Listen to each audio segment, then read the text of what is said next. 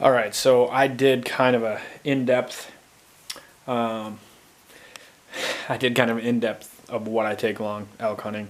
A lot of questions lately about boots and all kinds of stuff. But I cut my head off and the audio was kind of terrible. So I'm going to try it this way. And we'll try to do the quick and dirty version of what I bring that you might not have thought of. So, game changer. I know everybody loves that terminology. It's actually a beautiful night. 3 weeks, I think, heading to Colorado. I drew a good tag this year. Usually it's over the counter, but I drew a tag. I had 3 points. Anyway, game changer. Hanging water filter.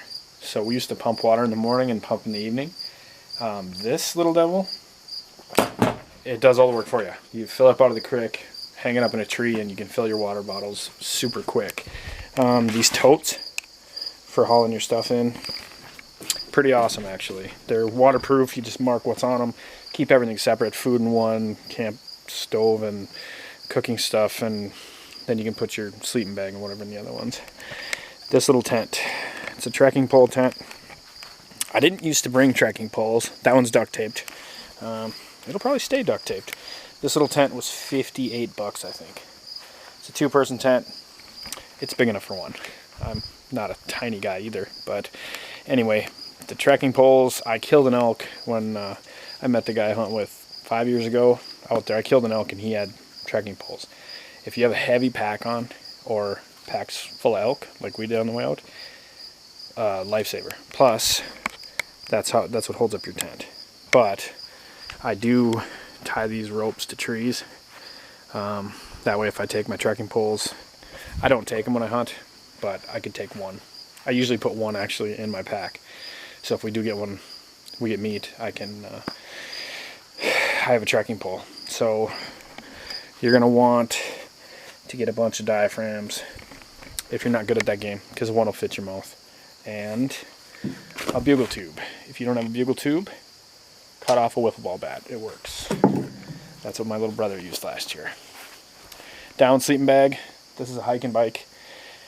When I got in it, when I first got it, I thought I'm going to freeze because it's tiny, packs down to nothing. Keeps you warm. Down's amazing, but if you get it wet, you are really up a creek. So bring a garbage bag.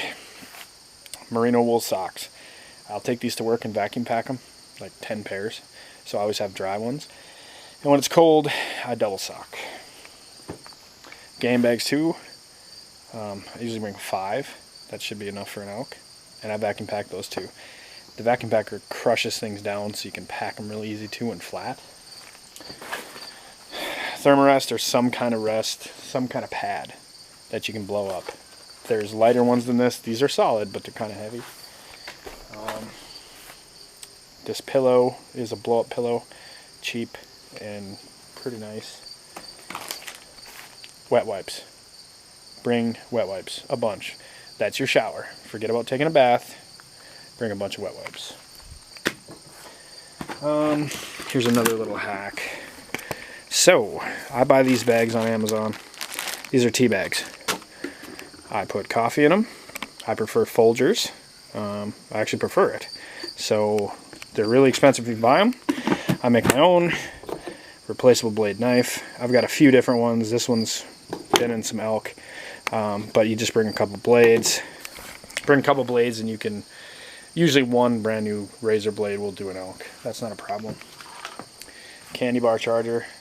You need onyx. If you don't have onyx, get it. But a candy bar charger so you can keep your phone so you know where you are.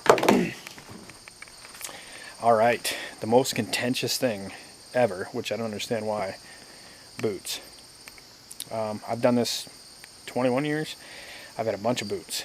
It's my 4th year on these. These are Danner Pronghorn, uninsulated. They're 1.5 sizes bigger than I normally wear. They're a super light boot. It's like wearing sneakers. They're great. You can hike all day in hot weather. When it gets cold, I double up my socks, and it's fine. They're not completely waterproof. If you submerge your foot, you're going to get wet. But they're decent. And you can waterproof them before you go. Little Camp Chef stove. This is like a jet boil, except it's from Amazon. It's cheaper. I think they're $65.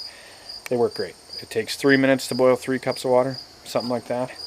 And then Backpacker's Pantry. I've had Mountain House, which is a little more expensive. They're all good. I like Backpacker's Pantry. They're $7 to $11 per meal, 2 servings, and at the end of the day you're going to want 2 servings. You're going to be starving. So here's my pack. That's a Kelty pack. As you can notice, it's not camouflage, but it's also not $500-600 bucks. It's a used pack my buddy gave me. I've been using it 10-12 years, something like that. Works great. And you can fill it full of elk meat. It doesn't have a shelf, but yeah, it's kind of what you got the money for. My bow is expensive, but my pack, not so much. Headlamps. This is not a Petzl. This is an Energizer. You want the ones with the buttons you have to push. The ones that flip back and forth, turn on in your pack, and your batteries are dead. So I bring one of these, and I bring extra batteries. That's it. I have never had one of these go bad. The Energizer ones. They're 20 bucks. Another point of contention, cut-on contact broadheads. So these are the Black Hornets. I did sharpen these. There's a little learning curve to that. Kudu is great too. I mean, we did a broadhead test. Look it up on my YouTube channel. We just did one. Kudu is great and they come sharp.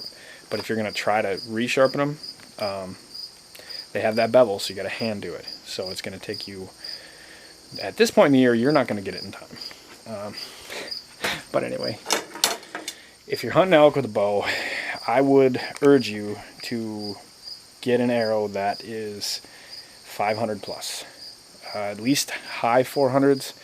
If you're shooting a really light arrow and you bonk one, it's a sad deal. So I'd say go over 500, get some weight in the front, and shoot cut-on contact broadheads. That's just a suggestion. If you want to shoot a 388 with a Rage on it, you can go for it. But check out that broadhead video we just did. It's kind of, yeah, cut-on contact really penetrates hide nicely. Rangefinder. This is like the cheapest one, right? I think. But it has angle compensation. Out west, you need it because there'll be places they're 90 yards down, but you got to shoot for 38 because you're so steep. So definitely need one of those. Anyway, that's kind of the quick and dirty. I guess the other thing I would say, I've done this a while. You see all these videos, guys are bugling, elk answers, they run in there, they bugle at him, he comes in, they kill him. Can happen. I've had it happen. But 90% of the time, you have to find them, you have to hike like a crazy person until you find fresh sign. And then I would suggest more subtle tactics. If the bull's hot, I mean, you just kind of mirror what he's doing. If he's hot, just tear after him. But if he's not, subtle tactics. I would recommend checking out Paul Medell, the elk nut. He's got a bunch of stuff on YouTube. He has an app too, but all his tactics are free on YouTube. I would check it out. That stuff isn't what people normally do, and I think it works better because of that.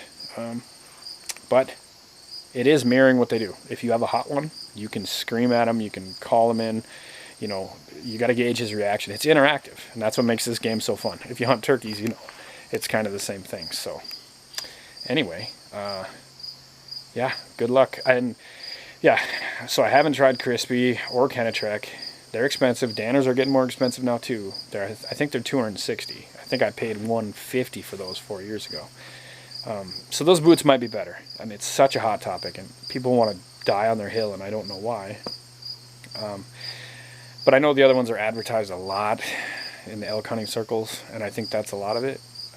But Danner Pronghorn uninsulated, I'm telling you, man. And maybe it's my foot. Maybe it wouldn't work for you. But for me, they're it. They just solid. And I put on a lot of miles, and here in Minnesota too. So anyway, something to think about. And then up in arrow weight, at least get cut on contacts. That'd be my suggestion. Because sad stories, they make you change what you're doing. And they made me change a little bit. So anyway, good luck. Okay, I always do this. So I get to the end of a video and then I think of something that I should have said. And I feel like if I don't say it, somebody, you know, maybe it would help somebody actually close the deal. So what I'm going to say, if you have somebody along that doesn't know how to call, get them a hoochie mama. If they're making sounds that sound not even like a normal bird, but sound awful because they didn't put in any time, get them a hoochie mama and take their call away from them. That would be what I would say. Now, it sounds a little mean, but if they didn't put in the time, I don't know, it can suck. The other thing I'm going to say is, when we first started, we were calling in a lot of bulls, but there was a lot less hunters. But the number one thing we learned that we could have closed the deal on probably 5 more bulls on was when we would call from a location where we could see 70, 80, 90, 120 yards, something like that, and we would call that bull up to that edge. When an elk gets to that edge and he can see down towards you and he cannot see an elk, that's his wall. He is not coming any closer. You can call as much as you want. He's not coming any closer. Excuse me. But here's what he will do. If you call him to a point, like the top of a ridge, and he comes to that point, and you can't get an arrow in him, let him go back. When he goes back, get your butt up to where you can shoot. Get your shooter up to where he can shoot. And then call him again. A lot of times they will come right back to the exact same spot to look again. They will not come an inch closer. But a lot of times we'd call him right back to that spot. So if you're in that situation, please do that and let me know if you get an arrow in him. That is something you have to know. So if he hangs up, let him go. Move closer as fast as you can once he goes back. And then call him back to that spot and put an arrow in him. So I hope that helps somebody. I sincerely do. Because if somebody told us that in 2000 or 2001, we would have had a lot more elk done. And I've heard it since. Other guys have said that since I've heard it. So anyway, good luck. It's a fun game. She's a bit challenging.